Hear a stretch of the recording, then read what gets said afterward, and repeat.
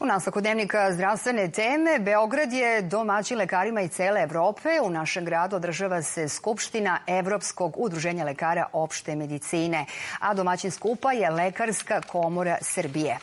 U beogradskom hotelu Metropol je Ana Stamenković. Ana, šta ovaj događaj znači našim lekarima, a šta može da donese građanima, pacijentima?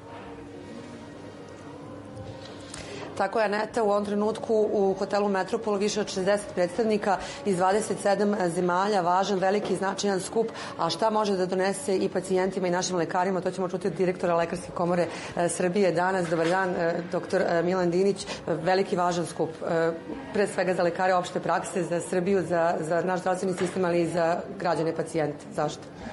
Naravno, danas je Beograd centar opšte medicine što se Evrope tiče. Skupština lekara opšte medicine je danas u Beogradu i Lekarska komora Srbije je domaćin ovog skupa.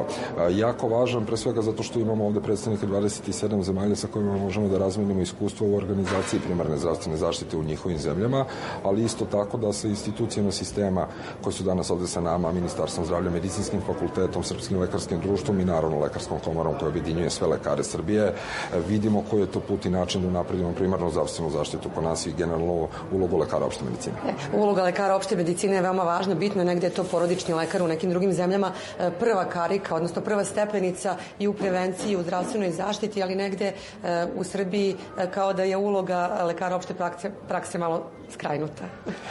Pa uloga lekara opšte medicine kod nas, ili kako vi kažete porodična, negde u drugim zemljama Evrope, apsolutno najbitnija, zato što je to prvi kontakt pacijenta sa zdravstvenim sistemom i upravo to su osobe koje bi trebali da 80% potreba zdravstvenih stanovništva reše. Pored toga, cela prevencija leži na lekarima opšte medicine i to je nešto što jeste malo zapostavljeno u nekom periodu bilo, ali hvala Bogu sada znamo da se pokreće puno tih screening programa i to je nešto upravo o čemu ćemo pričati sa kolegom i pokušati sve te neke pozitivne primere prakse i organizacije koje rada kod njih da kasnije implementiramo i kod nas. Srbija u ovom trenutku ima negde više od 100.000 medicinskih radnika uopšte. Koliko lekara opšte medicine imali u ovom trenutku njih dovoljno, imali ko da nasledi one kojima je sad vreme za penziju? Pa mi u ovom trenutku prema evidenciji Lekarske komore Srbije imamo 9.000 lekara bez specijalizacije. Od toga polovina tih kolega je već na specijalizaciji i imat ćemo dovoljan broj lekara specijalista, a lekare opšte medicine kao i kolege koji će specijalizirati opštu medicinu upravo treba da upoznamo sa kurikulumima i nastavno-naučnim programima koji su u Evropi, da pokušamo da njih preklopiramo kod nas i da imamo adekvatnu i kvalitetnu primarnu zdravstvenu zaštitu. I mnogi od nas umesto u primarnoj zdravstvenoj zaštiti pomoć prvo potraže u bolnicama ili kliničkim centrima. Zašto to ne bi trebalo da bude tako, da još jednom na kraju zaključimo i pošaljemo poruku pre svega građanima i pacijentima?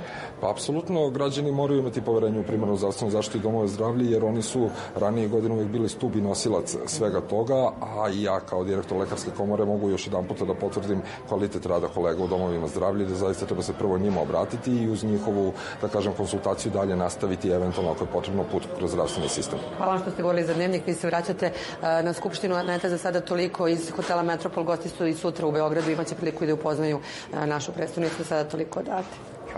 Hvala našoj Ani Stamenković.